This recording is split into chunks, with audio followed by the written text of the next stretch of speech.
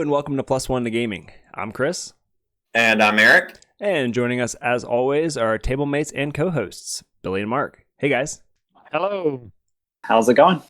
It's going great because we are on session 4 of Adventure 3 in Candlekeep Mysteries, Book of the Raven.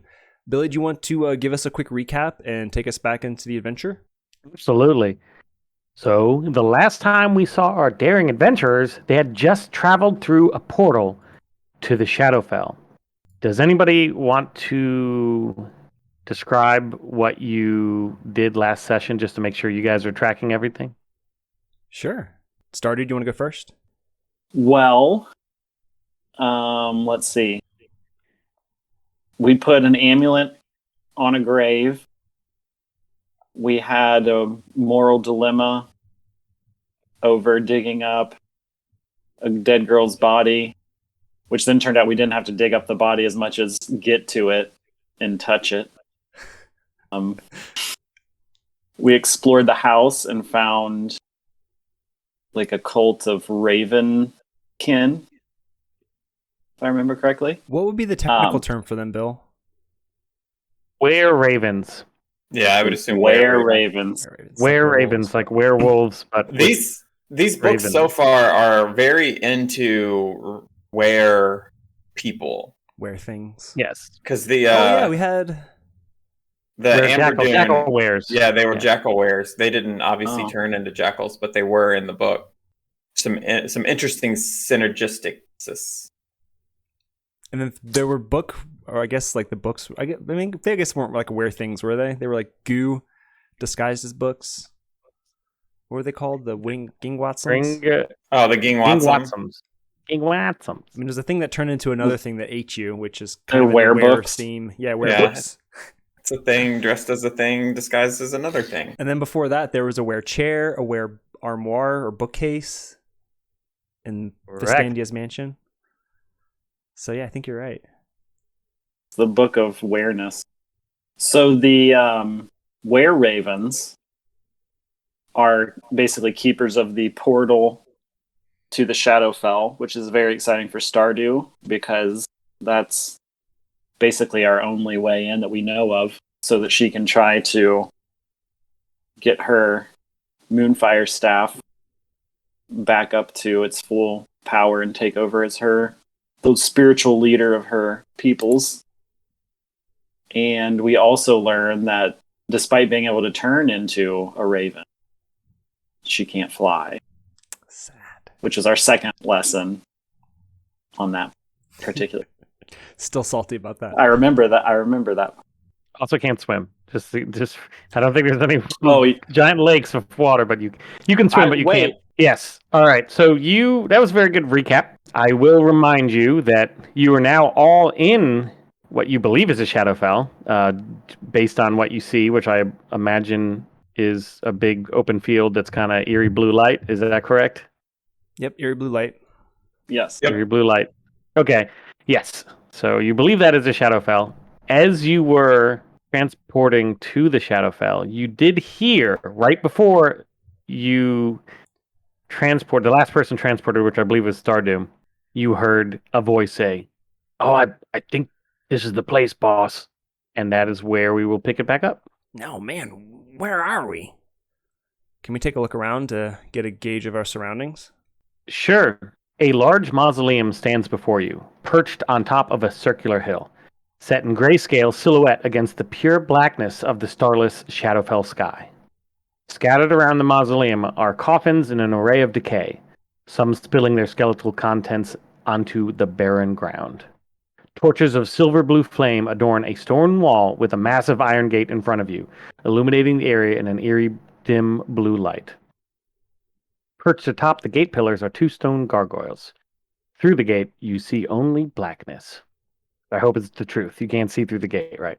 No, can't see anything. Just blackness. Perfect. Then I set up the lights correctly. All right. Leander takes a couple steps closer to Soaanz. Did anyone else hear that voice? Or am I having some sort of hallucination from the travel? It sounded like someone was saying that they had found what they were looking for, that they were finally here. Like, but in a menacing way. That doesn't bode well. Yeah, I didn't hear anything. I wonder if they were there to hurt the were-raven people, or look for this portal too. Well, we knew they were looking for that trinket that the were lady leader had. Yeah, it was some sort of evil totem. And our old friend Gralton, Grinkles. Grinkles, whatever his name was, may he rest in peace. He was certainly after it. So, what do you think we should do? Well, nothing we can do about that now. Yeah, we're in a strange and dark place. Well, Stardew, do you get any tingles? Do you get you know what to do? Certainly got some tingles, but I think that might just be fear mostly. I'm right there with you. But there's a giant mausoleum, so I guess we just start investigating here. I'm gonna go closer to the gate, see if I can get a better look. Well, don't go alone. And Leander follows. So as soon as you start walking towards the mausoleum, a voice emanates from the blackness that you can't really see what it is. I see some strangers have come to play. I hope you have come more prepared than the last guest. I thought we had an equitable arrangement, but in the end, he came up short. I don't know what that guy's talking about. Why are we here? We're trying to charge a staff. Do we know where we're going? No. No, that's what I mean. Yeah, we're a little short on quest details. We're looking for like the Vistani, correct? Well, That's all I remember about the Shadowfel. we were looking for the Vistani to help us gain entrance into the Shadowfel, but since we're here, I don't know if we actually need them. But maybe we'll need them to get out. Who knows? Maybe that disembodied voice that was speaking menacingly knows where they are. Disembodied voice! Do you know where the Vistani are? Oh, the Vistani! Those do-gooders? Well, of course I know where they are. Perfect, this is going swimmingly. Where are they? Oh, I will be happy to give you that information for a price. Do you have the item that I require? I don't know. I am Maybe. pretty sure I know of which item he is speaking of. There's a lot of items. What are you looking for? Oh, so you did not come to parley or trade. I see you are the same as the last one. Well, it is unfortunate. I have all the time in the world to get it. Yeah, we don't. Maybe the next people will be more deserving. And as he says the last word, you see the two gargoyles straighten up and shake off. Well, one of them shakes off his wings. You see the other one is missing a wing. He's a little bit more worse for wear. He hops down onto the ground while the other one takes to flight.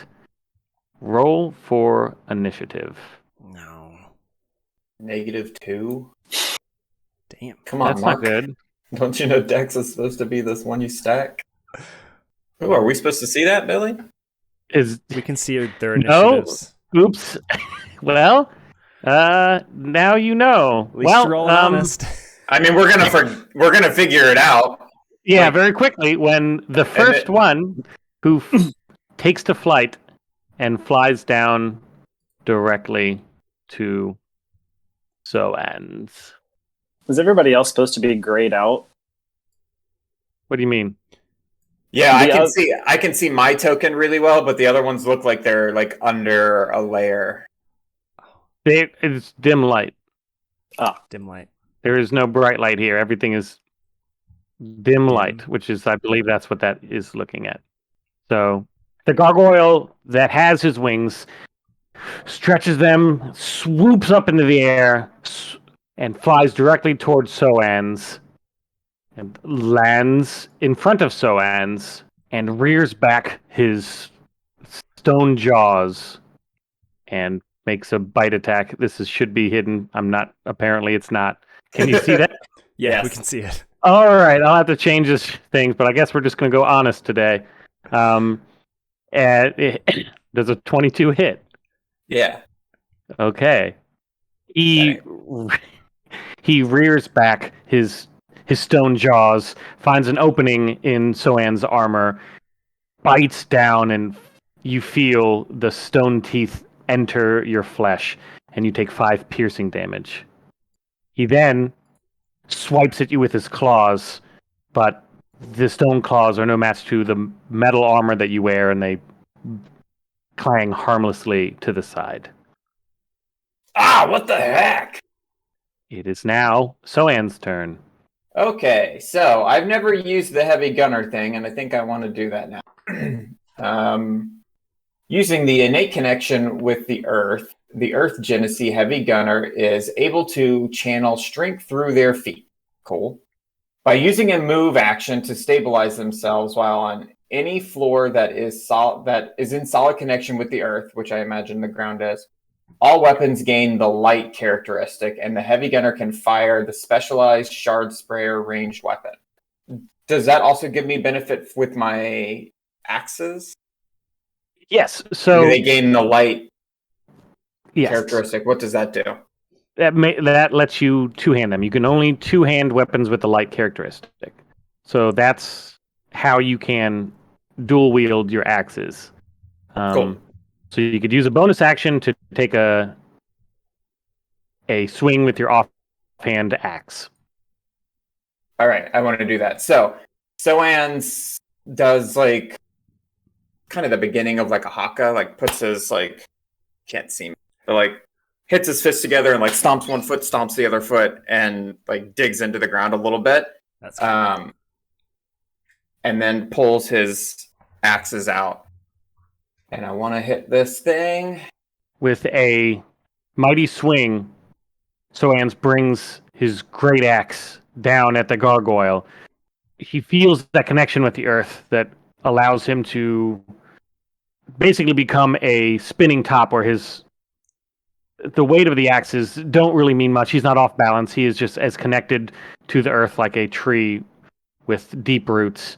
And he brings that great axe down at the gargoyle, and a large chunk of stone is broken off of the gargoyle, but he still looks like he is ready to just murder you. And that chunk of stone, as hard as you swing at it, and it's good of a hit that you know that you did, it didn't seem like it hurt him that badly.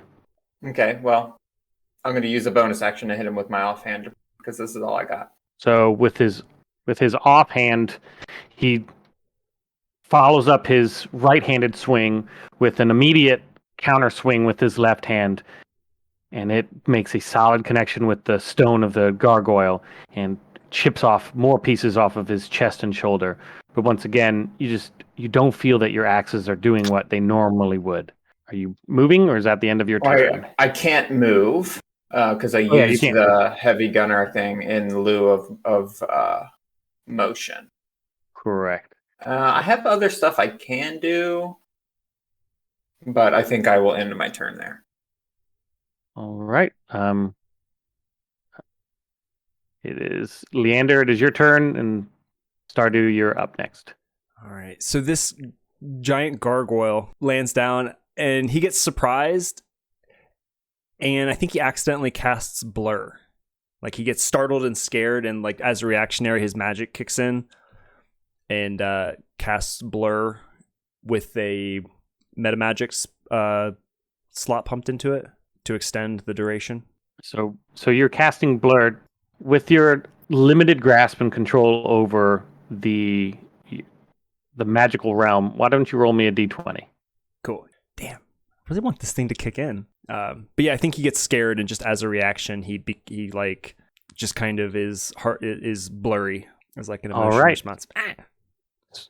So all creatures roll disadvantage against you because your form seems to lose some substance. It is the edges of your outline are wavy, and there's no true end to where your body ends and where the rest of the world begins, making it a little bit harder for attackers to figure out where you are and how to hit you. And that's all for Leander. All right, Stardew. Stardew is going to use the Moonfire staff cantrip. Okay. What does that do? So a mote of magical energy fires from the staff to a creature or object with range. Make a ranged spell attack against the target. So obviously I'm going to try to attack the gargoyle. So you make, for the attack, you make a ranged attack using the spell, using the staff, and then you roll a 1d6 to determine the effect. For the ranged attack, you would roll a d20, and then you will add your spellcasting modifier, which I will tell you what it is. If it's wisdom, don't it should already be have plus it. 3, Wisdom. plus proficiency. Yes, so it should be 5 plus on your spells. Yep, spell attack bonus is 5. All right, so you're trying to hit the main gargoyle that's in front of Soaanz, correct? Yes. All right, so with a 3, fire damage. All right. Oh, and 2d4 it has vulnerability fire to damage. radiant as well. Vulnerability radiant. Okay.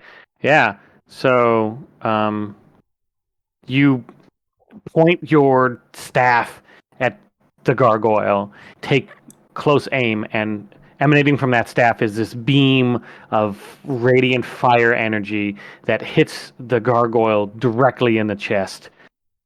The stone, not used to being burned by fire, it glows red hot, and you see some of the actual material has been burned away. He looks surprised at being hurt by this fire, and he is now also vulnerable to radiant damage, which I don't think that would have a visible effect, but you, as the caster, know that this is true. So why don't you roll 2d4 damage? So /R2d4. So it takes 4 damage. All right.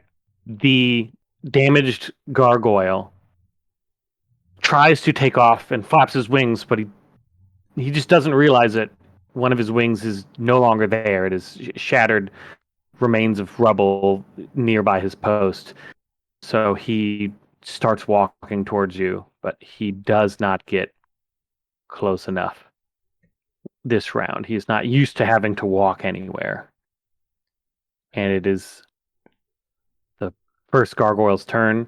He turns to Soaanz, who, even though it wasn't quite as an effective hit, it definitely hit him twice and chipped off some of his stone. So he is reeling at that attack. He turns towards, and once again, he's going to take a bite and a swing. So he does the bite first. He rears back to bite Soaanz, but Soaanz is a little wiser than he was before. He's expecting this attack, and he turns his body so the gargoyle just gets a full mouthful of armor. And then the gargoyle, angered, swipes with his claws. And this time he manages to find a gap in Soaanz's armor. And he does 5 slashing damage to Soaanz. The gargoyle, confident in his ability to take out this newest threat, doesn't move or try to take cover or try to take any evasive action. He is just there to kill. And it is now Soaanz's turn. I am gonna hit this guy with my axes, I guess. Maintaining your connection to do this. Yes. So I don't need to move the other gargoyles. Is that Hudson? I believe that's Hudson. Yeah, I don't need to move to attack, so I am continuing my connection to the earth. I am going to hit with my first attack. I don't think that's natural, but otherwise it would be blue or green. Yes, it would be blue. Yeah, I got a 15 plus 3 plus 2. Yeah, so rearing back, you have the gargoyle squarely in your sights. He is not afraid. He's not taking any evasive action. He's just confident in his stone body to absorb any hit that you could have. And once again, you make a solid hit with him, but it seems to deflect as much as chip away from his armor. And he is slightly damaged. You seem to make like more of like a chip than removing a large chunk of his body with the swing. Don't have anything else other than great axes and the shard sprayer. So here we go again. So this is my offhand great axe. Yes. I use so with my the bonus action to hit with. Yeah. So with once again, you follow up that heavy swing with your right hand to continue that fluid motion. You swing your left arm around your back and come over the top with a heavy downward chop. And it hits the gargoyle's wing, who he kind of brings up to block a little bit, just reactionary. And you see that it digs in about an inch into the wing, but it doesn't seem to do as much damage once again as you would think that heavy swing would do. Yeah. And it is Leander's turn. If Soaanz can't make a dent in this thing, it must be bad news. And he's going to take a few steps back. He will get an opportunity attack That's because fine. you have removed. Yeah. All right. He'll have a he's disadvantage, though. Oh, that is correct. So he will. He sees you, and as you back out, he just takes his claws and he swings wildly. And I will, since it's disadvantage, I'll do a public roll. And does a 12 hit? 12 matches. Oh, so it does hit. All right, so 7. Yeah, so Xander does this not tactical zigzag panic motion around here, maybe behind this little sarcophagus. And I think he just hurls a bolt wildly. For the wingless gargoyle, the first gargoyle, Leander hurls a uncontrolled evocation. Give me that roll. What did it come out? 3, which is poison spray. Okay. Which I think just comes out because I don't think it I hits. think rolled 1d2. I think you meant to be run d20. No, I rolled 1d2 to decide which target because he's scared. Oh, And he's just okay. hurling magic random, and I made 1 the wingless gargoyle, and I made 2 Goliath. Yeah. So he's throwing poison spray at the other gargoyle. All right. You also roll that 1d20 Yes. to see if your wild magic hits. No, a wild magic chart, but why don't you roll to see if you hit with the poison spray, which is within range because it's only like a 20-foot spray, I think. If you'll allow it, I'll take it. Con I'll save. have to do a Constitution save.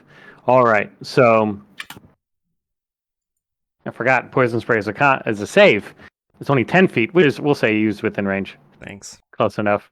I kind of think it would be funny if it just shot out a spray of poison and it went nowhere, but And it didn't I'll get take close enough. I think that's funny. Yeah, because it's kind of weird for the It's not not- having a control. Like all the other ones are the same distance, but since these cantrips, some of them are 120 feet, some of them are 60 feet, and this one's 10 feet. It's kind of funny because like you never know what you're going to get. So yeah, I like that. I think that's funny. It's not productive, but it's thematically it fits. So let's roll with that. Sorry, my friends that I'm playing with. Sorry, but in game, this is how it's had to play out. That's how It's I live my amazing. life, So- too. So you hold out your hand and you focus all of your magical energy. Gather some semblance And- of courage. Some semblance of courage, and out from your hand sprays this green mist, this green liquid spray, but like a cheap super soaker, it falls quite short of the intended target and just sizzles harmlessly in the grass around Soaanz. He lets out a toot as well as he's doing that. He concentrates so hard. All right. Stardew, it is your turn. Okay, Stardew's going to cast Entangle Perfect. About right here. So it should be To like get both of them. in front of our front, but I think it's big enough to get both of them.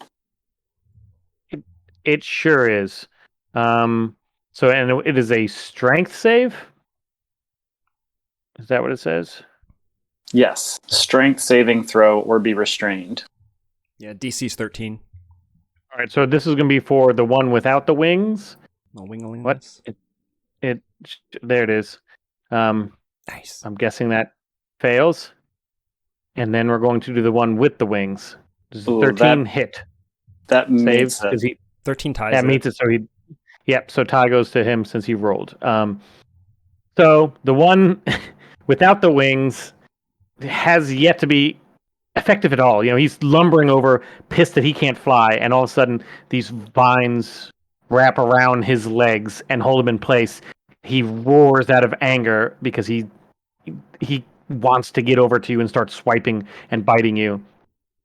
But as the fully intact gargoyle sees this happening, he just jumps up slightly to get off the ground, does a downward force with his wings to just hop him up about 5 feet, and the vines miss his feet, and he lands right back down onto the ground. Did you want to move? Yeah. I'm going to move to the far side of Soaanz. Okay. So the wingless gargoyle is wrapped in these vines. He can't move. He sees his prey, and he's going to use his action to try to break free of those vines. He does. So you see him rip the vines out of the ground. That just the raw strength of this stone gargoyle is just not. It's too much for these small plant vines to contain, and he uses his remaining move to get right up next to Soaanz, as he's the nearest threat and deemed him to be the strongest person. Wait. So that area is difficult terrain. Does that make a difference? It does. He's moving at half speed, but that's enough for him to get there. Yes. He can't. He couldn't get to you. He could only get to Soaanz. He's the only one that he could have got to. But Soaanz he's not flanked, but he is surrounded on two sides. But that is Hudson's turn. So the intact gargoyle just keeps getting walloped by these axes, and he once again rears back at Soaanz and takes a bite at him and rears his head back, finds a gap in the armor, crunches down on Soaanz's stony skin, and does 8 damage. He then rears his hands back to swipe and swipes at Soaanz, but Soaanz is just able to turn and once again deflect the claws off of his armor. It is now Soaanz's turn. Oh, guys, I'm not feeling so hot. I might need a little bit of help here. He is going to do a breath of fresh air, or whatever the shit it's called. Second wind. You're I only get to do choice. one, correct? I believe so. And my hit dice is a D10. Yeah, so you'd be 1d10, I believe. Mother trucker. So I'm guessing the Shadowfel is messing with my confidence in myself, and I take a time to take a breath and heal myself and like steal my nerves, but it doesn't really work that well. I only get one hit point. It's plus your fighter level, so you do get 4. Oh, hooray. Okay, so I'm at 20 health. You can type it in. Let's see that 34 in there. You're 20 health. You can just type it in. You click on the red, and that's how you can keep track of your health. Okay, I was just doing it on my character sheet. Yeah, it's okay. I can do it there, though. Yeah. It doesn't matter to me. You know when you're dead. Was that your quicker than I action? would like. That was my action. Can I then still do bonus action and offhand hit? No, that's only when you take an attack. Womp womp. Well, then I can't do anything. I'm done. I healed myself for 1. There's 4. Wow. It's because it's 1d10 plus your fighter level. Yeah. Thank Jeebus for that fighter level. All right, Leander. You see Soaanz. He is being worn away. He's by far the strongest combatant in the party, and you fear that he may be over his head. No. Question for you, Billy. If I were to give Soaanz Leander, if Leander was to give Soaanz like his finest reserves that he's been saving up, could he use that as like potion of healing type thing to kind of restore some hit points? Because we haven't like did any like inventory beforehand of like what we might have or like finding kind of healing items along the way. Assume you guys, as a brewer, you have. I would say that you have a potion or a mead or something that could act as a potion of healing. I want to say it's like an oat stout. It's got full of, or maybe like a firebrand mead or something. Ooh, yeah, it's like Fireball. Mordecai's Fireball Ale. Yeah, so it's gonna give him. It'll put a fire in his belly. Yes, for sure. So you can give it to him. It will take your. It's kind of like he's surrounded. So if you give it to him and have him drink it, it's going to be weird. Yeah, I know. Or what you could do. I know that in game you can use like if I were to use a potion, I could use my potion to heal another person. But you absolutely can. That's what I was about to say. You could step up and you can use your action to pour it into his mouth as he's fighting. But if you'll have to get up 5 feet and it will draw an opportunity of attack because it's a very awkward move. Yeah. From regardless. Hudson. Or if I went this way though. Yeah, if you were there, yeah, you could definitely do it. No, hang on, buddy. This might be a little weird, but I've got something that'll perk you up.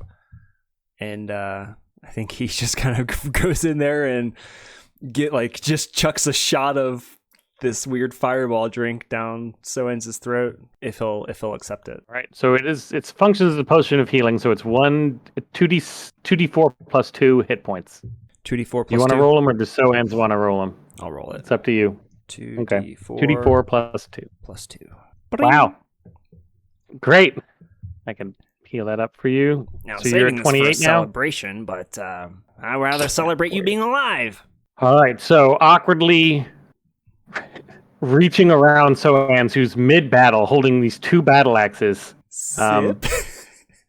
And fending off these large stone gargoyles, you kind of like reach around his body and pour one of your drinks into his open mouth. Soaanz, what do you do? Seems like you could use a little pick-me-up, pal. I don't know if you're expecting this or if this is a sudden move to you. He asked for some help, so Leander's doing his best. Yeah, I think he's a seasoned fighter, so like a seasoned combatant, I think he can chug a beer while fighting. Yeah, multitask and opens his mouth with like a bit of like a side tilt so that you can pour it in there. Strangely enough, not the weirdest thing we've done.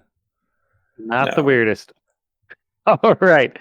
Stardew, it is now your turn. You see that Soaanz has a little bit more life in him than he had before. The magical fireball ale. See him, it start to revitalize him and give him the will to fight a little more.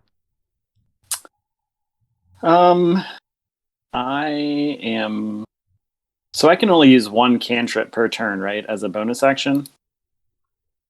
It depends on what they're not all bonus actions. Some of them are actions. Oh, okay. I think the only cantrip that is a bonus action is Shillelagh is a bonus action. Is the only one that... So you could cast Shillelagh as a bonus action and then move up and then hit one of those creatures with the Shillelagh this round. I'm going to cast Moonfire Staff again. Okay. So 16 on the roll. That it hits what which roll a 1d6 to determine the spell's effect. So you reach out, you once again point your staff towards the which Ooh, one it are you did going for? The one radiant. that's been It's damaged? radiant damage All and right. has vulnerability to fire. It's already vulnerable to radiant from It last turn. already is vulnerable to radiant. Is that like double damage? Is it super effective? It is double. You know that it is double damage. Yes. But you're gonna roll me 2d4 damage, and then we'll double that. 8 total. Okay, so you take, and that is the one that's been damaged, that's been fighting with Eric, or the new one? The one that's been fighting Eric. All right. You see this beam of radiant energy hits in the exact same spot that your previous beam from the Moonfire Staff hit him at, and you see the rock around it start to sizzle like it's being eaten away with like an acid, and he howls in pain, and you see that it's very effective. It is now Hudson's turn. So Hudson is now finally in range of Soaanz. Hudson is going to just call him Hudson. It makes it easier. Rears back and he's going to actually swipe twice with his claws, just out of sheer anger at being kept away from his prey for so long. The first claw finds a gap in your armor, and it does 5 slashing damage. The second claw finds another gap in your armor, and does, we'll just say, the 6. I don't know what the second roll was for. So you've taken 11 more damage from these 2 attacks. They just swipe, both finding gaps in your armor. The main gargoyle, the intact gargoyle, turns towards Stardew and just out of anger moves towards Stardew right there, because so far Soaanz has not really been as effective. I mean, he's done more damage, but it didn't hurt as much as that last spray of radiant energy. And he's going to turn towards Stardew, and he's going to attack. He's going to rear back and take a bite. Does a 12 hit? No. All right. So he leans back and tries to sink his teeth into you. He's used to Soaanz, who's just a sturdy. He's not moving. He's an easy target almost to at least hit, regardless of that armor. But Stardew's a little bit more lithe and dexterous, and you're managed to just slide out of the way of his bite. He swings at you with his claws, trying to hit you, and once again, you just lively lean out of the way, and the claw misses you completely. It is now Soaanz's turn. All right. I want to keep hitting the guy that I've been hitting. I'm trying to burn one of these guys down as best I can at half damage. So I'm still I don't have to move, so I'm still planted in the ground. Mm-hmm. So I'm gonna whack at the. I guess that one's Goliath, correct? The one that has been. Goliath. Yeah. Goliath is the one that has the wings. So you swing back, but just with his movements, and you're trying to swing but not hit your nearby companions, and that little hesitancy enough, it just you miss him as he moves forward towards Stardew. Just a solid miss. Okay, I'm gonna try my other one, my offhand. Jesus. Two swing.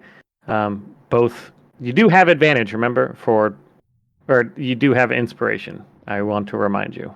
But I don't have advantage. You don't, but you have Even inspiration, though- which you could. So, okay. The advantage is, yeah, you would.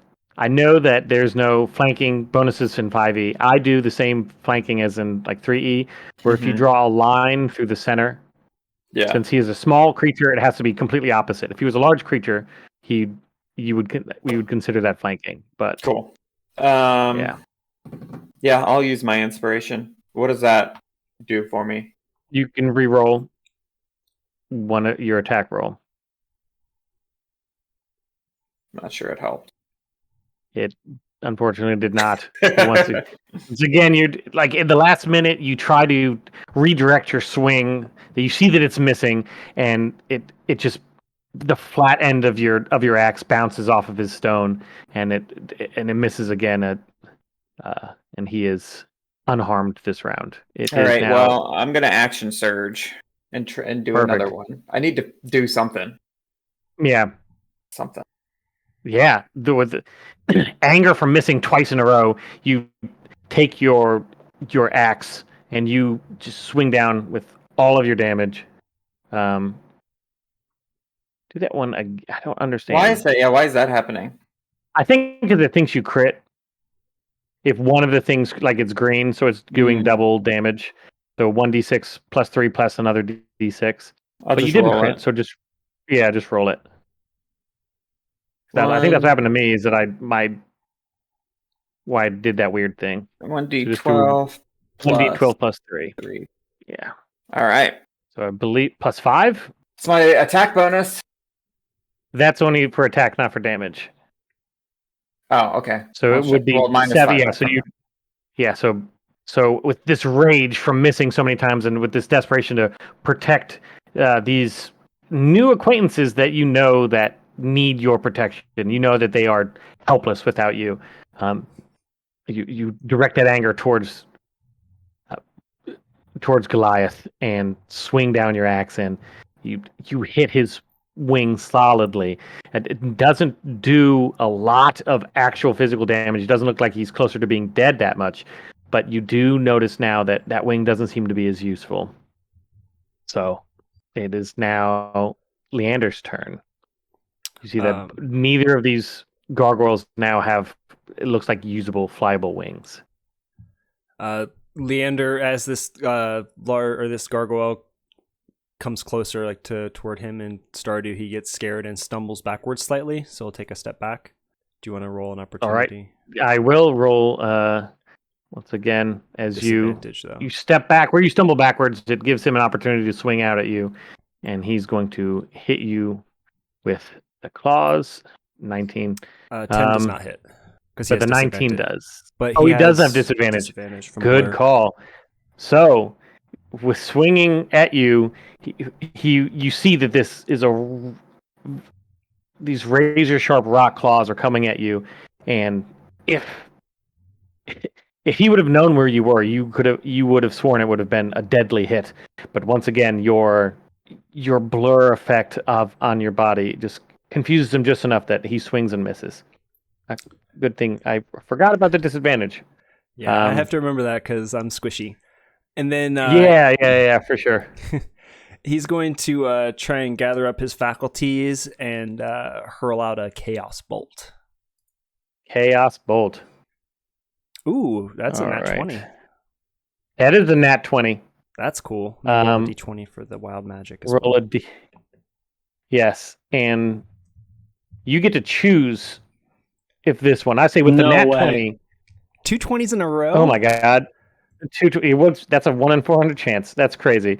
Jesus. But with this crit, we're going to say that you have control enough over of this magic, because you know that you're in desperation mode, that you can select this one. They're not random. This chaos bolt is 100% your choice. Cool. It'll be fire. Because he's weak to fire. Yeah. I'm going to meta just a little bit because this is tough. No, you know that is I would assume that Stardew may have told you that he's weak to fire now. If you roll the same number on both d8s, the chaotic energy leaps from the target to a different creature of your choice within 30 feet of it. That's cool. Make a new attack roll on it if that happens. Okay, so I need to roll some d8s. And Chain lightning. Yes. Let's see if we get like a cool epic moment here. Leander can redeem himself. 2d8 With plus 4 1d6. matching max rolls in a row. 1d6. We got another critical roll. Yeah. Not too Yeah. bad. So one that's 26 2d8. What's the damage, right? 1d6? Is Well, it says the target takes Yeah. 2d8 plus 1d6 damage. Choose one of the d8s. The number roll on that die determines the attack damage as shown below. But yeah, I guess that's 26 total if he's vulnerable. he is vulnerable. Actually, it's a crit. So you roll all those damage again. What? That's fine by me. Yeah. I mean, that's the by rules as written. You crit on a spell, it's double damage, just like any other crit, and he's vulnerable to that type of damage. Nice.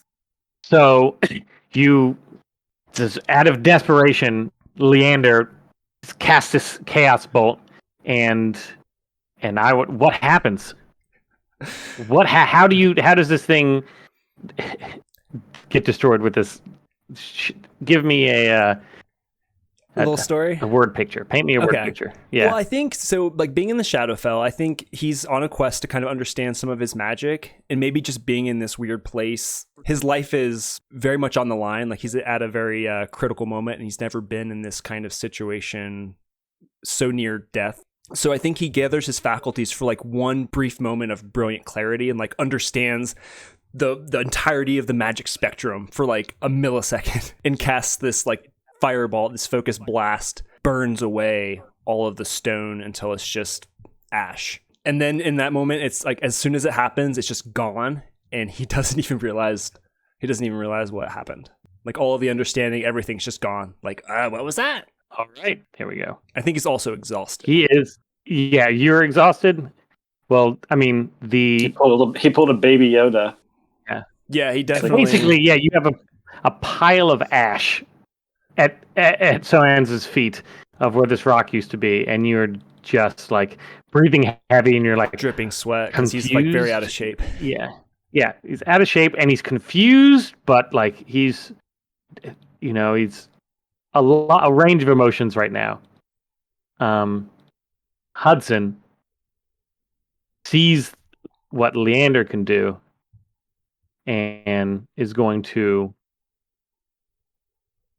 turn towards Leander. He just saw this ray vaporize his compatriot, not friend, because they're not really thinking creatures, but he knew that the other creature was in much better shape than he was, and once again it just burned him to ash. He just sees this threat, and he's going to desperately lash out at Leander, even though Leander is this fuzzy, blurry creature in front of him. He can't quite figure out exactly where he is. I'm going to do both of these public so you can see. So he swings out with his mouth and tries to bite Leander, and only gets the fuzzy air where Leander used to be or is not anymore. And he's going to swing out at Leander. 12. Does that hit? 12 ties. Can we talk about that? Could I use ties. my I have what is it? Tides of Chaos, where I could reroll a saving throw? Yes. Could I use that? No, because it's not quite a saving throw. But you could, yeah, so he is going to... we'll give you a couple more seconds to figure out if there's anything you can do as of now. Well, if that can't work or inspiration can't work, I don't think I have anything else to like. You can make inspiration. You can make him re-roll again with the inspiration. Yeah, I'll expend the inspiration for that. Yeah, because he's already disadvantaged, so I'll just make him roll again. Let me roll. Give me a second.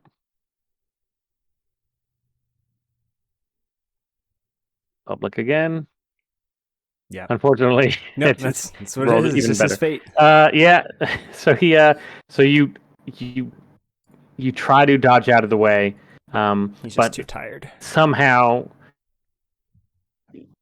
yeah, you're just too tired, and where you dodge to happens to just be where that blurry image showed you were. So you kind of dodge into the attack, and you take 5 damage as his razor sharp rock claws find your goat flesh. Squishy backside. Squishy goat flesh. Did he leave my 5-foot radius? Not yet. No, I because can't everybody's see really. where he is. I can only He's right like, below see you. me. Oh, you can't see Oh, him? okay. Yeah, my name was kind of covered, and I see. Yeah. It's really blurry. There, it's really hard. Yeah, to see. they're just. Yeah, Leander's still just close enough that he could hit Okay. you. Like he did a direct walk towards Leander. It wasn't like he. Yeah. He's not. I couldn't see him. I didn't know where he went. I also Yeah, can't sorry, see he's right below Leander you. or Stardew. Oh, because of the light. Yeah. Oh yeah, because the light is from those things. Leander, you don't have your staff lit anymore. I would assume it's burnt out by now. I don't know how long the light cantrip goes. Find out until the spell ends. 1 hour. Yeah, so it's been 1 hour for sure. Always with an hour. talking with those people. Yeah. Well, and we're in a different plane of existence, so Yeah. Yeah. I imagine that kind of resets everything. Yeah. But it is now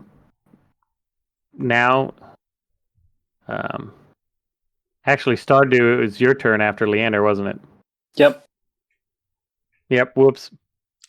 That's what Hudson's gonna do. But Stardew, Well, what do if you do Stardew could do first? some Well- stuff that prevents him from hurting Leander? That would be. Nah, it's fine. Whoops. What was Leander's reaction to that damage he just took?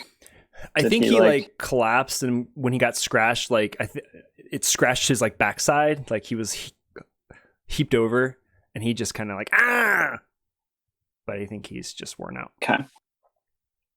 Are bad guys to the south of Soaanz? Is that correct?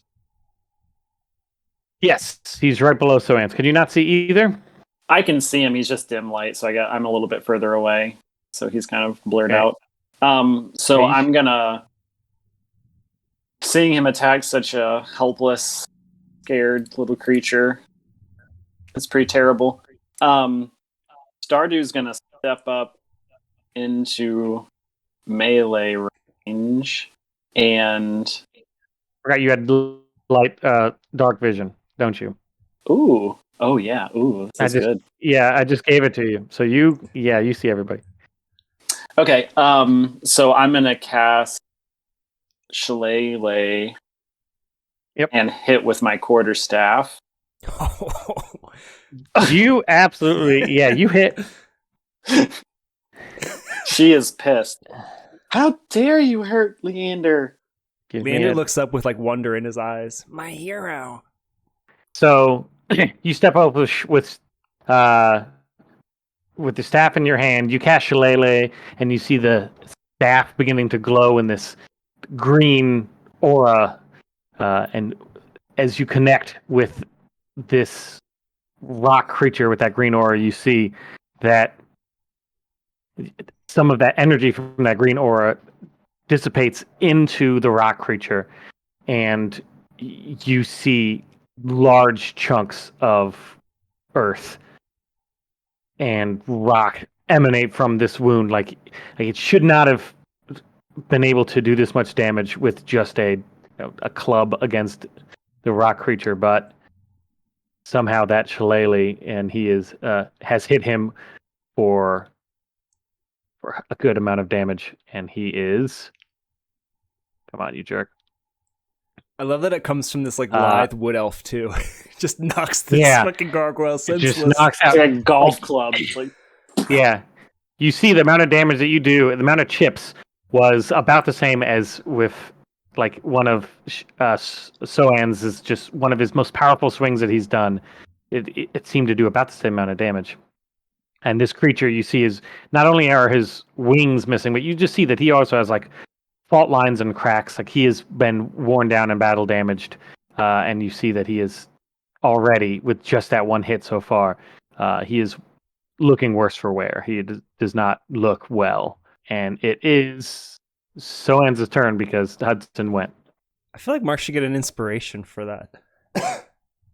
I don't know if we can nominate each other for inspiration points. I kind of like that idea. Just for a good roll. For using a power that he has? No, for role playing, like seeing a compadre in trouble and like, especially because it was kind of an error and just kind of rolling it in. I thought that was. To be fair, my plan was to keep running away and casting from a distance because I wasn't trying to fuck with these guys hand to hand. Yeah, so that is the better plan. Yeah, that's a better plan. So both Stardew has everybody at the start of this fight had inspiration. Oh, okay, never mind then. I gave everybody inspiration for role playing. Okay, I didn't know that. I've forgotten that. Yeah. So you got it for making the grave for for Gralton. Remember you made his grave and I gave you inspiration for that? That was nice of us. Yeah. Cute. All right, I'm gonna try to hit this thing with my axe. I don't think my shard sprayer they would probably be resistant to that too, so you're at point blank though. Yeah, also so you get that disadvantage on. I just want to use the damn thing. Everybody comes up on me. The shard sprayer, there's no disadvantage because it's just it's almost like fireball where it's a reflex save for them to avoid it. Oh, that's different. You don't have to aim; you just point and you shoot. It's DC 13. But I think I would hit him with my axes as of right now. Okay. So swing at thee. That's good. With Hudson for 3. Yeah. With Hudson focusing on Stardew, you take the initiative and swing down on the side of him on his good wing, and that wing is now knocked off as well. Good wing doesn't seem to do a lot of damage, but he's starting to be wore and worn down. He's losing major pieces of his body now. You see the fault lines starting to expand in his body. All right. Bonus action. Damn, that's a consistent roll. Yeah, that is a damn good roll. You once again, the 1-2 swing of your dual giant axes takes a giant chip. His ear is now missing. It's gone into his neck. It doesn't really chip out a lot of damage, but with the fault lines that are starting to course throughout his whole body, you see that one good hit, and you could imagine he is not long for this world. Who's next in the rotation? Did you just go? I just went, yes. Yeah, it is Leander. Light this guy up, Leander. I'll try. Leander stands up. I don't know if he was actually down, but he regains his faculties, takes a breath. He needs to take a step back. So I'm sure that'll invoke opportunity. It will. Yeah. He's going to swing at you with his claws, but nice and fair. Jesus Christ. Sorry, Lee. It is what it is. It is what it is. Maybe I should be rolling these separately, but... Right on the money. So you take your step back, and he manages to he swings out with his claw. He's onto your ruse, and he just aims at center mass now, and manages to sink into your subtle... Yeah, no, he got it. Supple goat flesh. And Leander will try and respond as he claws and he spins, and as he's spinning, he tries to throw off an uncontrolled evocation. That would be chill touch. Chill touch. All right, 21 to hit. But it's not like shocking grasp. It's 120 feet is the range, so it will definitely. Yeah. Chill touch is neither cold nor touch. Yeah, it's like a ghostly hand. It's a necromancy cast. Yeah. We look at necromancy. Ghostly hands will come and caress All right, it. he is not immune to necromancy, so that's good. So this skeletal hand appears above him, and you see it just one finger. The skeletal hand just hits right at one of those fault lines, and you see this black purple energy flow from that hand and flow throughout these fault lines, and you see the fault lines starting to glow and it go brighter and brighter and brighter, and Hudson looks at you surprised as he just shatters into a million pieces. And I think Leander collapses in a heap as well. He's all tuckered out. Well, that was harder than it should have been. I see what you did there. Aha. I don't think that these were the guys that were talking to us originally, though. Disembodied voice, are you still there? Why, yes, I immediately forgot his fucking voice. I think it was just, why, yes, I am. I don't. I see that you have dispatched my guardians, but if you think for one moment that is all that I can do, you are gravely, and I do mean gravely, mistaken. I am sick And of these puns. as he says that, you see 3 zombies on each side rise out of the ground towards Dude. you. We're just Stardew, looking for directions. I really hate your quest, Stardew. Me too. You just imagine your grandpa like handing you a stick and being like, "Figure it out now," and then like zombies. What in the Feywild's going on here? Well, whatever it is, we're in it together. Are we keeping current initiative numbers? Yes. Also, Yeah, good. it's a continuation of the same battle. okay. So I think I'm up. You are up. I am going to. I'm gonna walk. I'm gonna move up in front of Soaanz a little bit. How are you feeling, Soaanz, after that fight? How badly are you beat up? I'm a little about like halfway. Okay. I'm going to use my Balm of the Court. Ooh. It's a bomb ass court.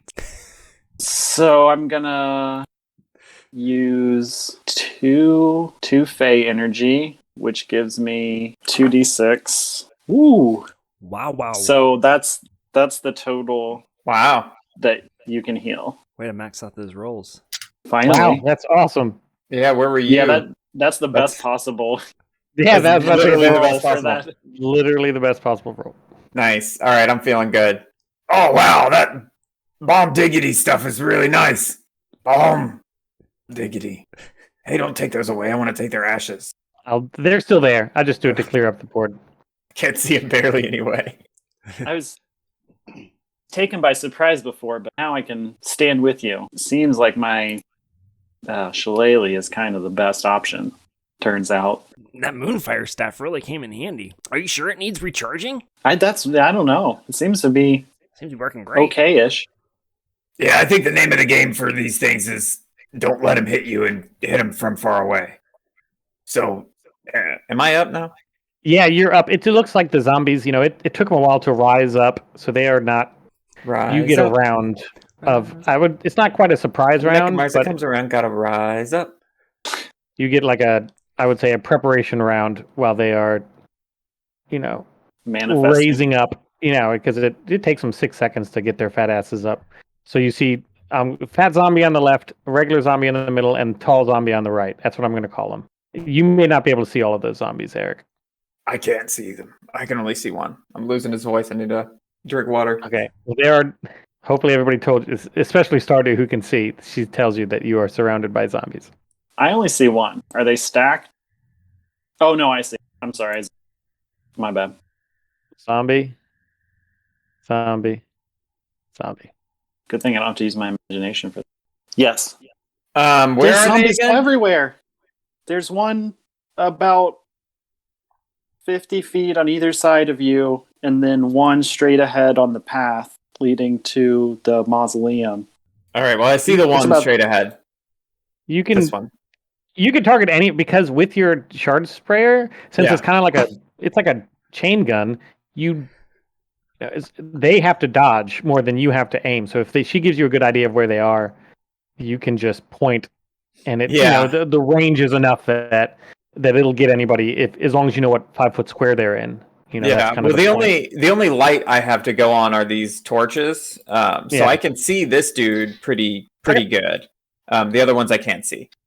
So I am still like tethered, mounted, however you would put it, to the ground. Deployed. Mhm. I'm deployed. Yeah, so I'm gonna use my shard sprayer. So I drop my axes on the side, like still kind of close to my feet, so I can pick them up easily if I need to.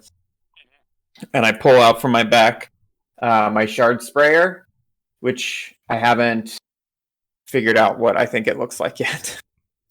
Yeah, we've not talked about the large weapon on your back at all. Yeah, well, say hello to my weird-shaped friend.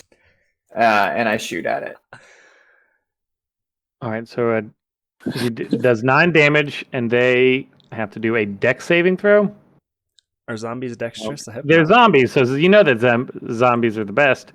So the one in the front, he doesn't even understand enough to get out of the way. He's just looking at you as his body just gets pummeled with these. That's a damage too, right? Yeah, you didn't do very good damage at all. Yeah, that wasn't Did or good did damage. not? No, if you hold over it, you got a 3, 3, 1, and a 2 out of 6 of D6s. 4d6s. Yeah, I mean Yeah. that's almost average. bad. Yeah. Except for So that you one. see that he's just pummeled with these shards that just go right through his zombie body, and just take out huge chunks. It doesn't seem like he cares, but it definitely hurt him a lot physically. But emotionally, you think he's fine if he has emotions. Does Soaanz like suck up rocks from the ground to then shoot through the shard sprayer? I have to make them. You can craft 100 shard shot per hour. So I think I just like my theory is basically that I like mold earth into little like spread shot type stuff. That's cool. That's what I was thinking too. Is that like you just while you're resting or bored, you could just like make little like, bullets. Yeah, like Legolas making arrows. Yeah, you're a soldier. You're always gonna like replenish your stores. All right. So I have 200, and I just used 10. Right? Yes, uses 10 shot. But I can't shoot him twice. Like I can with my axe. No, you cannot. So it's basically like you could, if you had another bonus action, you could use it. But what else can I use my bonus action for? Anything good? I don't think so, unless you know second wind stuff. Yeah, second wind. That. Yeah. Can't you like brace or something, or like get ready to defend yourself? Oh, they're far away though.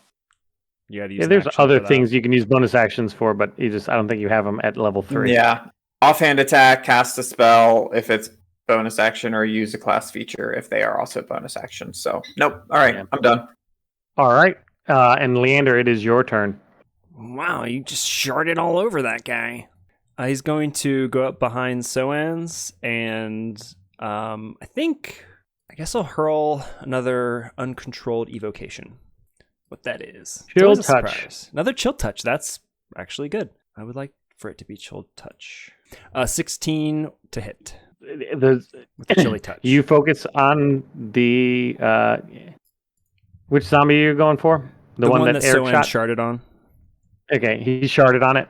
All right, you focus on the sharded zombie, and you see that skeletal hand reach down.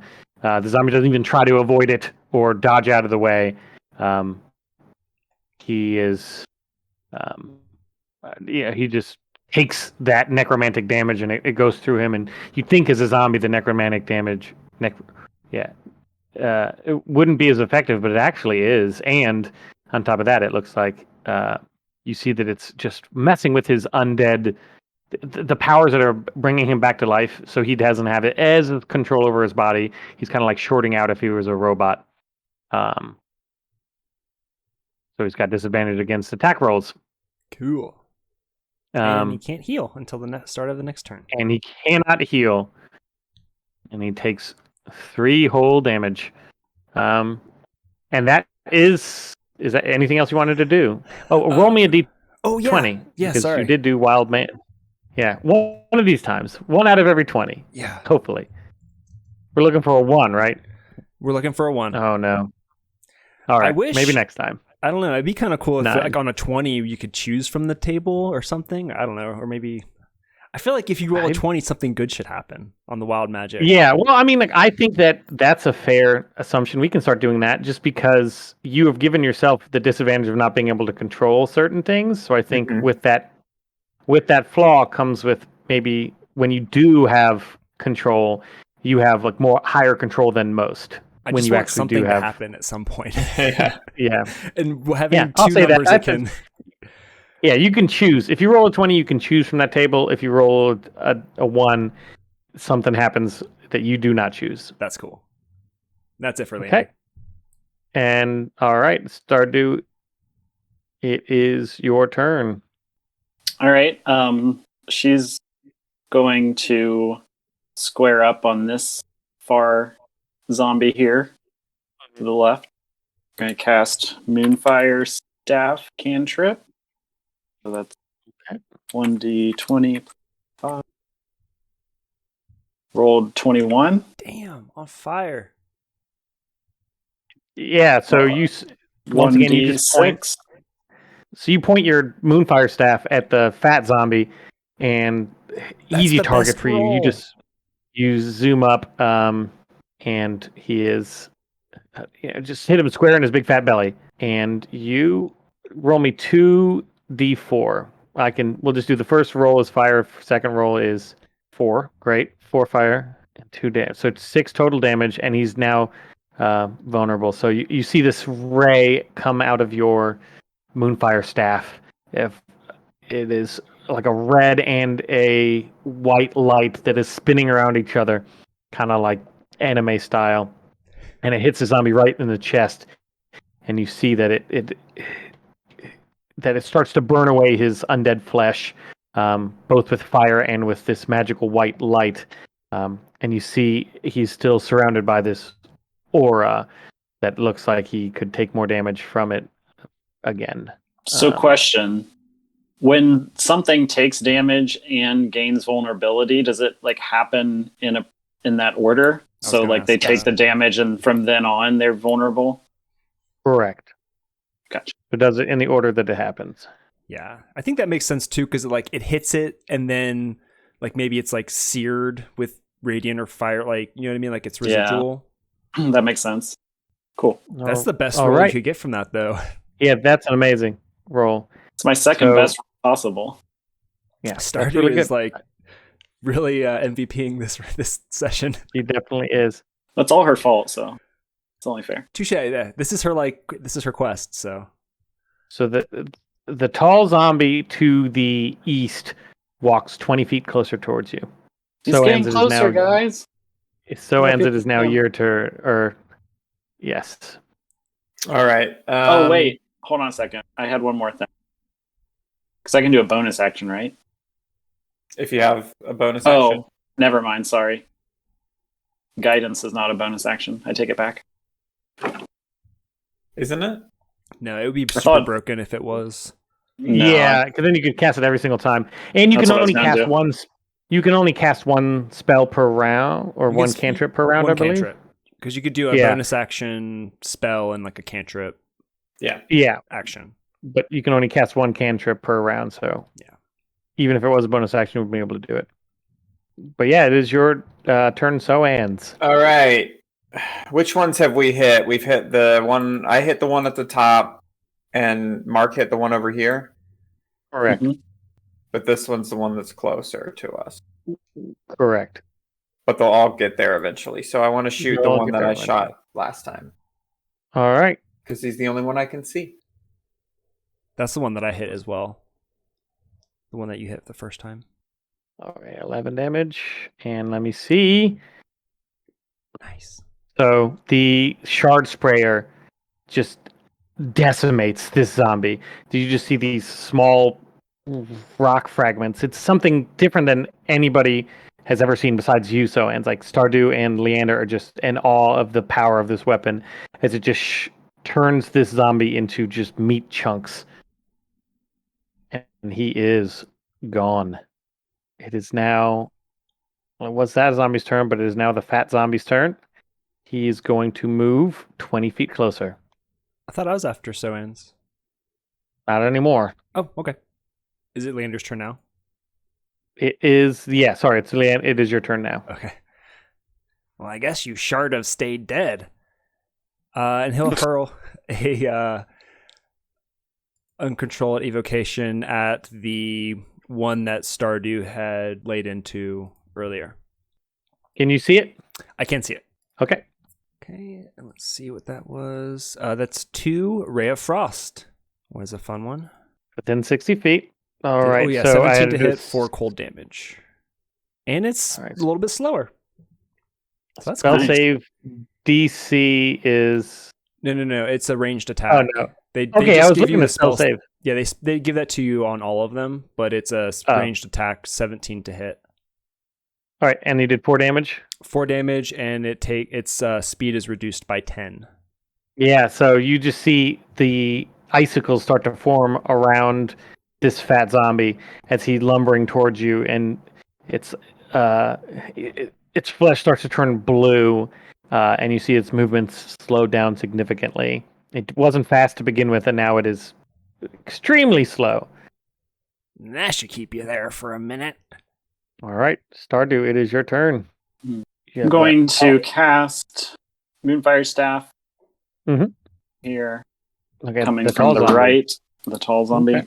14. You aim your Moonfire Staff, and a beam of energy strikes out from the tip of it and hits the tall zombie. You see that energy as it's emanating from your staff. The beam of light turns red, and flickers of flame erupt out of from where it hit the tall zombie, and it takes max damage. 8 damage. You're rolling rocks today. This is Seriously. crazy. Holy crap! You are definitely carrying this combat team. Well, actually, I mean, Soaanz has killed a shitload of people, but I guess you've been that doing Roll really 20 good. hack I bought really works. That plugin. We're Yeah. allowed to use plugins, right? It wasn't in the 0 session that we couldn't cheat.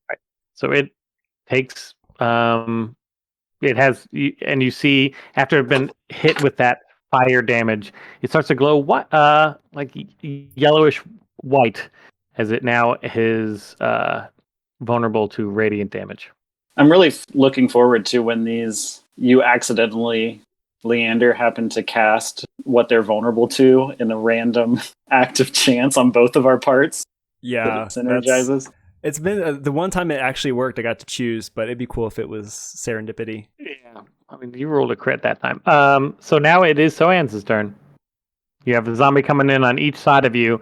If you cannot see them, I don't know if you can see them or not, but I can you see know them now. where they are based on where they Yeah. are. That enough that you can target them with your with the shard sprayer if you wanted to.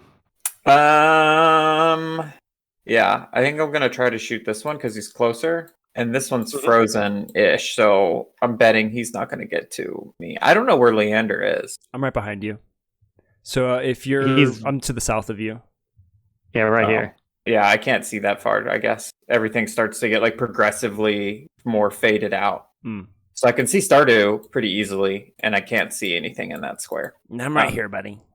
Okay. So yeah, I'm gonna shoot this guy. All right. I will. Keep moving my stuff around. 2. One of these times he's gonna. No. He did the good damage, but the zombie just happens to stumble and fall right when you shoot, and half of those bullets just go over the zombie, the tall zombie.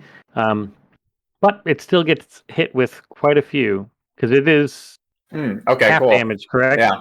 Yeah. I don't know. You're the one that you invented this. I did invent it, but I believe just like anything else, unless they have the feat where they can take no damage on a successful deck save. Yeah. That is super cool. Yeah, I mean, but it's just like, I mean, it doesn't do a lot of damage. It does do a lot of damage, but Some is better than it none. takes a lot to do, and Yeah. it's just like a chain gun. Like you are guaranteed to hit with at least a couple shots, unless they're really, really good. But yeah, like you can't move all this other stuff. I think we can talk about whether it's balanced or not, but I think it's fun. Yeah, we're also a party of So you- 3. Yeah, Yeah. You see the zombie just as he bends down, the top of his head gets just peppered with these shards, and half of his skull is now missing, and he's ambling forward towards you still, but he's not whole. He is not complete. He is missing most of his body. He does not look well. And it is actually the tall zombie's turn after you, and he's going to walk and gets 20 feet closer right up to you, and he's going to just rear back and try to slam you with his zombie hands. Slammed them zombie hands. It just the slow meandering attack of the zombie is no chance of hitting a seasoned veteran like Soaanz, and he just kind of moves slightly out of the way, and the zombie slam just clangs harmlessly off his armor. And it is now the fat zombie's turn. He's going to move 10 feet closer. And that is all he can do, as that cold has gone into his muscles and bones and limited his movement. And it is now Stardew's turn. Wait, no, Leander's turn. Yeah. Oh, this is tough. I don't know if I want to risk. Well, I have 1 HP left, so I need to put some space, but I don't know if I want to disengage or risk it. I think given the stakes, Leander's, he's kind of creeped out by the zombie that just shambled toward, and he's going to disengage and kind of maybe scramble behind this coffin a little bit. That's what he does. I mean, you could, even if you can't see it, you can move where you can't see. You Maybe just he'll move around. I gonna think he feels safe around Stardew, and he'll kind of move around her. Right there. No, man, these dead things really creep me out. That's all for him. All right. Now it's Stardew's turn. You have a tall zombie who is right up next to Soaanz, and you have a fat zombie behind Soaanz, but still 15 feet away and moving quite slowly.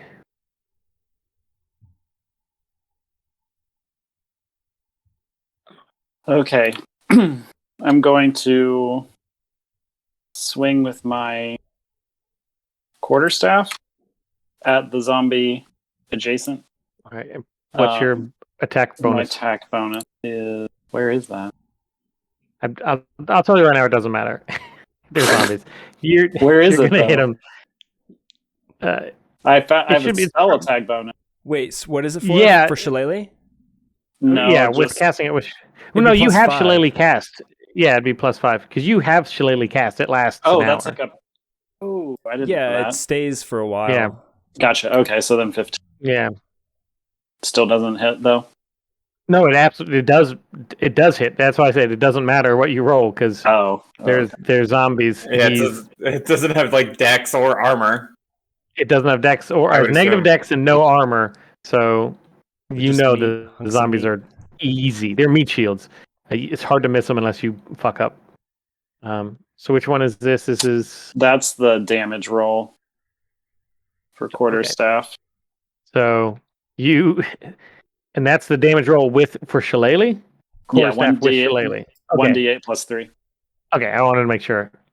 So you rear back with this quarterstaff that is empowered with, this green aura of your nature god and nature magic, and you just baseball swing and hit this zombie right in the head, and that you hear the neck break. The spine is now at a 90-degree turn. The head is just barely hanging on to the torso, but it is still up. But you can't imagine that it is going to stay that way for long. Quick question. Yes. Mark lit this thing up earlier with the staff, correct? Like with the casting of it? Oh yeah, Fire radiant. Is damage. Shillelagh radiant damage? Yes. What kind of damage is Shillelagh? Is what I was asking. I don't I think don't- it is, but I don't know think how it to is. spell Shillelagh. Look. I'm not sure if It's Sinead O'Connor- Shillelagh. It says it's imbued with magic, if it isn't already, the weapon. Yeah, so it's just magical damage, which is why it got through it hit those stone gargoyles, which were resistant to non-magical damage. yeah, it doesn't say what type. But it doesn't have a type, so it's still you can't imagine a stiff breeze would blow this tall zombie over. Yeah. Okay. My bonus action, I would like to use 1 Fey energy to use Balm of the Court. Okay. So, Leander, you can heal 6. Wow, thank you for soothing my wounds. That bomb is the bomb diggity. Of All right, course. And that's all So for me. after Stardew, it is the tall zombie's turn. I missed it last time. But the tall zombie's going to turn towards Soaanz again and just swing again recklessly and wildly with this slam attack. And just doesn't even come close. Soaanz, you are standing still. You can't dodge if you if you wanted to, because your feet are attached to the ground. But you don't even have to move. The zombie just is like the head is off to the side. It cannot judge depth or anything, and it just swings wildly and misses you completely. It is now your turn. I don't think either of them can hit me before their next turn because the other dude is frozen and he can only move 10, correct? So he's not going to make it to me either. Or did the freeze wear off? The freeze wore off, so he could move his normal speed next round. Okay. All right, I'm not so worried about him. I'm just trying to think of which one to hit. I will shard blast the one closest to me. All right. Like, you don't even have to aim or do it. I mean, like, it's a point blank shot. You just riddle this thing with bullets, and it just, once again, collapses the meat chunk. I mean, it's going to take at least 1 point of damage. There's no way it can't.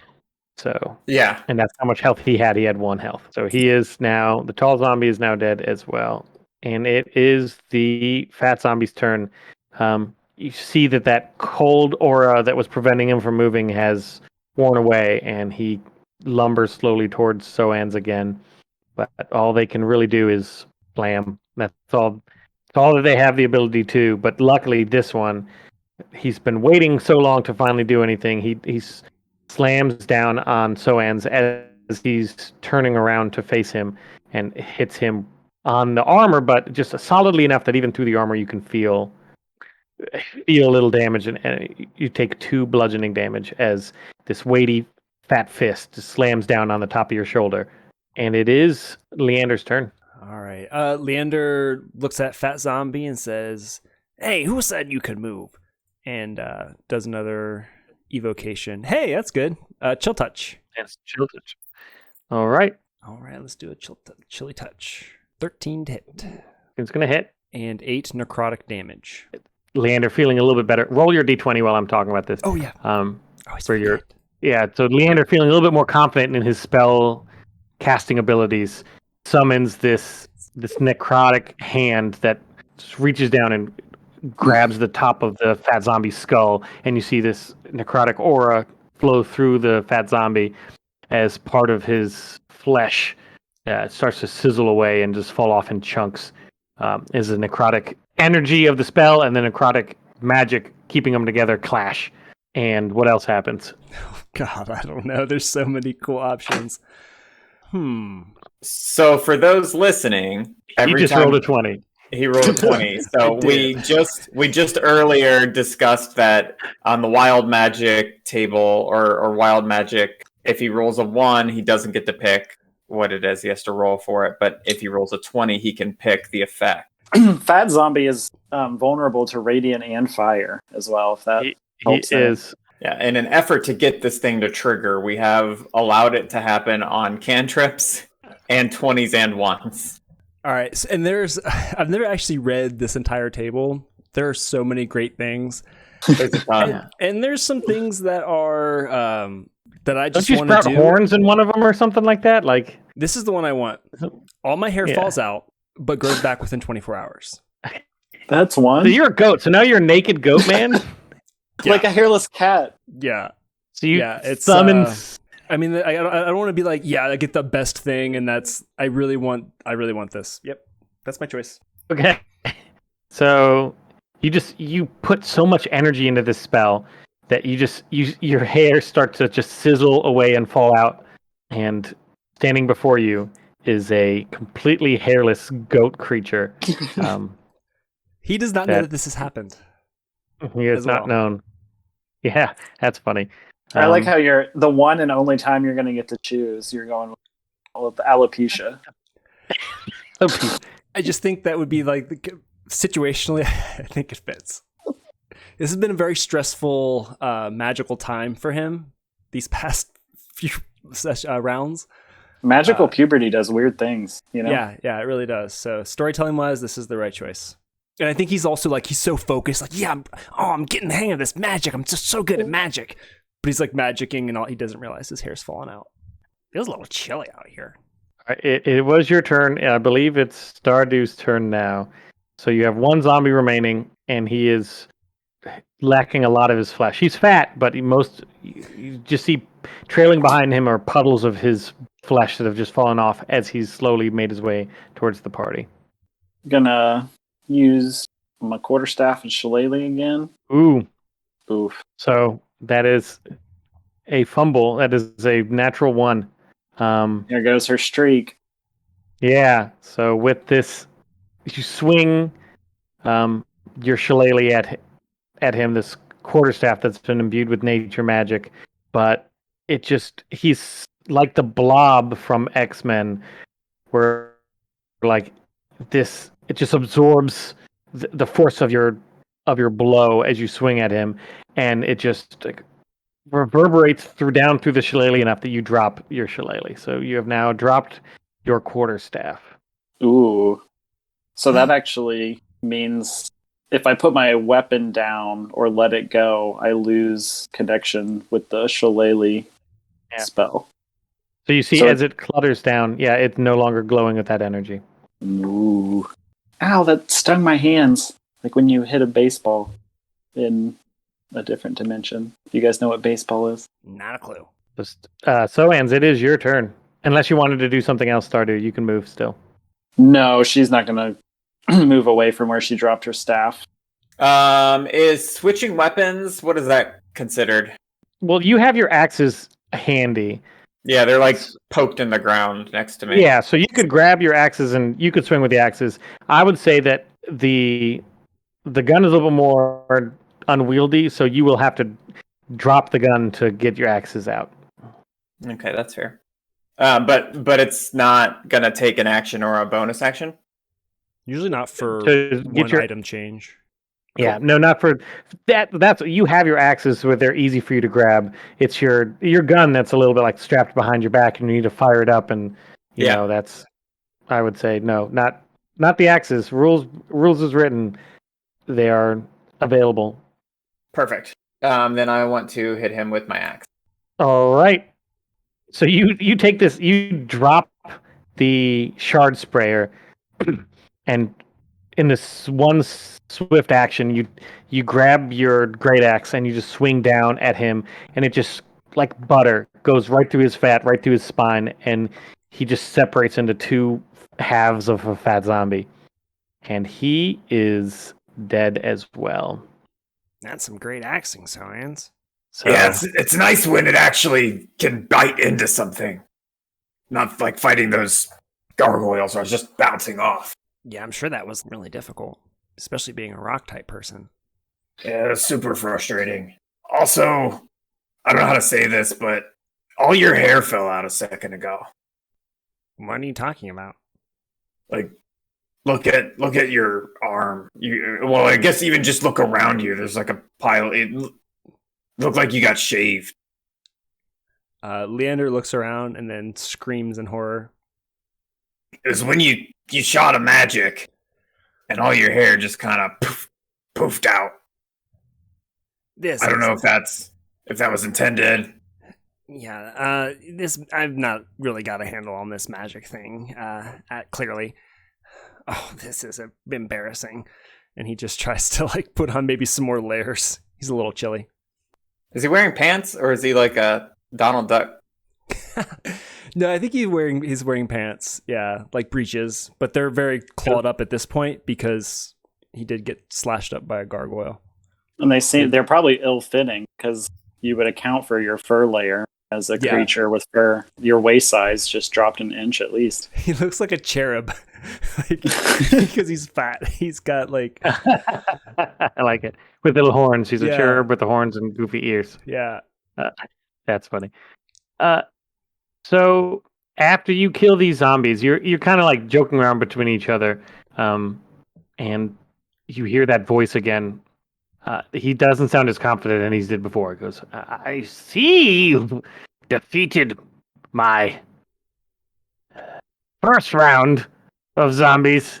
I could do this all day, but I see that you are quite competent. I know that you want more about this Vistani, this information, and I do have some. I am a you may not notice this, and you see this creature jump down from the top of the roof. And you recognize it immediately as some sort of undead creature right there. And it looked very strange, like an unnatural leap from the top of that building over those bushes onto where he is now. Because I have the information that you seek, but I will not part with it for free. You know what I ask for, and I see like you know how to get it. Where we go from here is up to you.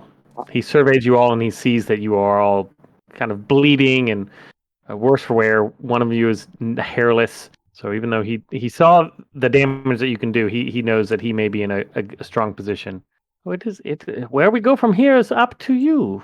Even if we were to know where the item is that you seek, we can't return at will to the other dimension we came from. So without your help to find the Vistani with that information, there'd be no way for us to get it back to you to begin with.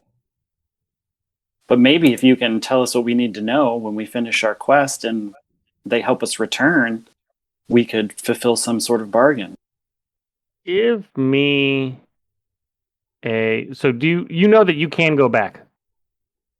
Right? I did tell you that. We don't know how. But you do know that the Were-Raven said that like they could send us here and there was a way back, but I don't think we have any information on how to return yet. Oh, she told you it's the same. It's a two-way passage. That grave. The issue is that if given enough time, they'll fill it. Oh, right. Right. So you do know. So I don't know if you wanted to bluff because you know that you could go back it hasn't been that long. She may have filled it, but I mean, you know you can transfer back to the material plane. It just may be in the middle of a pile of dirt. But thankfully, we haven't been here that long. We've been just battling. But yeah, you just don't know how long it would before she would fill it or what's been happening on the other side.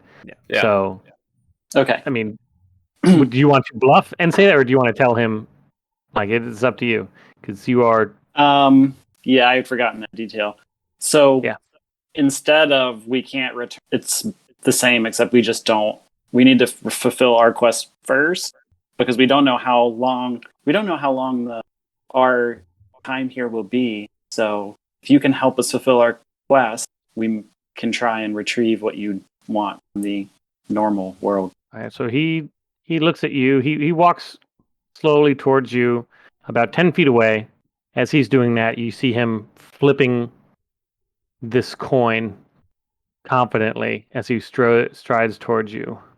And as he gets closer to you, he holds out that coin that you see now is not actually a coin, but is a pin. It's a badge. And he holds it out to you. And give me a history or an insight check for both.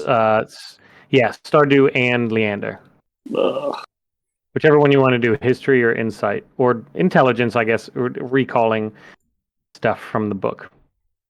All right. So both you guys immediately recognize that this coin has the symbol of the Vistani on it. It's more of a badge, and you recognize it immediately as this pin that they would hide inside their cloaks to show other people that they are Vistani, and you recognize that symbol and from the tomes and books that you've read, and you are extremely excited because this is the first actual physical Vistani evidence that you've ever seen. I mean, you haven't really been looking for that long, but it definitely has a true connection to the Vistani. And he turns to you and he goes, "Well, I'm sorry, but I cannot just give the information away for free.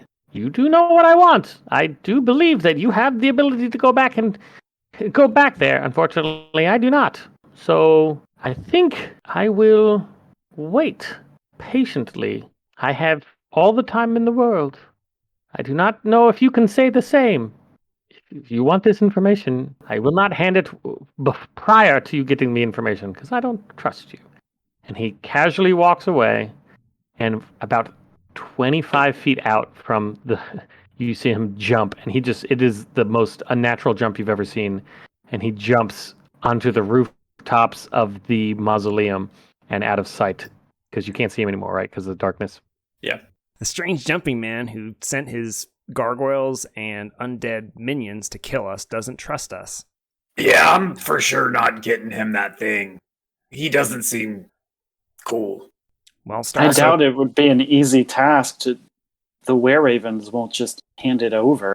Yeah, and I'm not interested in like beating them up and taking it to give it to this necromancer. I mean, Yeah, clearly plus he's they an can evil fly. guy. I can't even fly.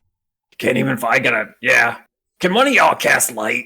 I'm Leander makes Like it really so. struggling to see. Yeah, hang on just a second. I hope this doesn't make my horns fall out. He casts magic missile on himself, and we all die. He does cast light. All right. Do you see a light? Yeah. Yeah. So the light that normally you get 20 feet of bright light and 20 feet of dim light, for some reason, I don't know if it's the Shadowfel or this magic of this area in particular. It is limited to just 20 feet of dim light. I don't know if it's the Shadowfel or if I'm just tired, but this is all I can manage. Well, it's better than nothing. At least I can see now. I guess didn't it's- even know there was a thing down here. Sorry, it's 10 feet and 10 feet instead of 20 feet and 20 feet. So there you That's go. a little girl's grave you rode in on. That's our gateway. Well, Stardew, what do you think we should do next? I don't think we're just going to be able to barter to get the trinket back. So didn't you say that we thought that the like bad people syndicate were coming to the Raven people's house right as we were coming here? Oh yeah, I heard somebody said that they had finally found what they were looking for, and they sounded like some rough and tumble people. I mean, I'm still not advocating we give it to a little Rumpelstiltskin up there, but if it's easy to just like go back and forth, should we go help them out? Yeah, if they're in trouble. They could be in trouble. I don't know, but it didn't sound good. Yeah, should we take a moment to prepare before we go back? Oh, looks like we're back Zip. already. Too late. I fell in. Oh no. Oh, Sorry, I didn't mean to. I just meant for me to go back. Sorry, to prepare where everybody is. I mean, we probably don't have time to rest long if we need. No. We've already been here for a while. Maybe just a short one? They could be under attack. Yeah, you can pop all of your hit dice in one short rest. Like you can do a short rest and pop every one that you have if you needed to. How many spell slots do I get back for that? Probably none. None, That's what, Yeah, I unless don't you're a think druids sorcerer. re- Are you, druids yeah, don't just regain. sorcerer. Yeah. And I don't think I get action surge or second wind back either. I thought do you got not? it after a short rest. Hang on, I'm looking. Second wind, long rest, action surge, Long rest. long rest. Darn. When you finish a short or long rest, so at Aha. least second action. Oh, okay. So you Second get wind, that. short or long. Long was just capitalized, so I didn't actually read the sentence. I Don't just skimmed. So skim. yeah, I get skimming's the way to go normally, except when you have to Except skim when 3 you- times, and it would have been quicker to just read. Or you miss out an important thing that gives you a benefit. Yes. So yeah, I can get second wind and action surge back on a short rest. Cool. which I would have be 7 cool. HP, so I would like to maybe get a little bit. Short rest is like 10 minutes, right? It's 10 15. minutes, exactly. Cool. Yeah, just a quick hair of the dog. I could use some of that, or maybe hair of the Yeah. goat. And he passes around some fire ale while they like heal up. Soaanz starts making some scatter shot or whatever it's called, shard shot, and he's just sitting here resting, takes some of the the ashes from the gargoyles and rubs out a couple of his tick marks. Hey, thanks for saving me there, Soaanz and Stardew. I'm not so much of a fighter, but thanks. Yeah, we may have to like keep you on the back lines. That sounds good to me, but I'll try my best to not let you down. well, hopefully next time we can get the jump on them instead of being the ones being surprised. Are you traveling? So you're rested up. You have all your stuff. Are you traveling back? Yeah, I think we got to, right? Yeah. Stardew's going to cast Pass Without Trace on us while we're resting Do it before we rest. How long does it last? An hour. Yeah. 1 hour. Oh, but you don't get shit back when we rest, so it doesn't No. matter. Doesn't matter, never mind. So hopefully we can be sneakier. or something. As you silently make it back to the magical crossing, back to Chalet Brontifax, the situation has changed drastically since you went to the Shadowfel. Unfortunately, you see that a battle has been raging, and one that the were-ravens have unfortunately not won. You see nearby the body of Madrina, surrounded by 2 robed skeletons, also shattered and defeated. Above that, you see 3 unknown figures and Taspar Hatchhill, the funny-voiced old were-raven. They have not noticed you, but you see a very large, imposing dragonborn turn towards a half-orc and say, "Burn it down. We'll find it in the ashes." And that is where we will pick back up next time. Awesome. Tight. That was a hella fun session. I don't know, use Yeah. hella ever, but it was hella fun. That's it for session 4 of our adventure through Book of the Raven, the 3rd campaign in Candlekeep Mysteries. Who is this mysterious dragonborn, and what do they want with the Totem of Orcus? Subscribe to the show to find out as Stardew, Leander, and Soaanz discover the truth of these menacing figures. Head over to +1togaming.com to check out our other live plays, DM, role-playing, and character building tips to help you get the most out of your games. Have a topic you want us to talk about? Shoot us a note at +1togaming@gmail.com and we'll get the discussion going. Thanks so much for listening, and we'll catch you next time.